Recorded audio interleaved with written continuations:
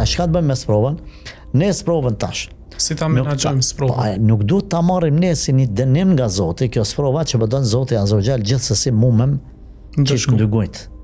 Por Allahu xhaleshanu përmes sprovave besimtarët ose u ngrit gradat në këtë botë, ose në botën tjetër, ose u afshin mëkatet, ose i ban më të fortë, ose i nderon, ose i kthen ka hajri, ka rruga, se ka mundësi që ka dalë besimtari pak pi udhës Allahut edhe përmes një sprovë Zoti Azza wa Jall e kthen rrugën. Prandaj, nëse neve na vjen kjo, edhe kena pa që s'kemi bë, po si sprovë e trajtojmë, edhe bëjmë sabër, se besimtari jetën e tij e bën mes dy binarëve të trenit.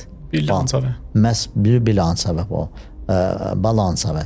E para është falëndrimi, edhe e dyta është durimi, sabri. Falëndrimi, kur na çon të mira, nuk dalin meç. Se të mirat njerit mund m'ia thuj qafën.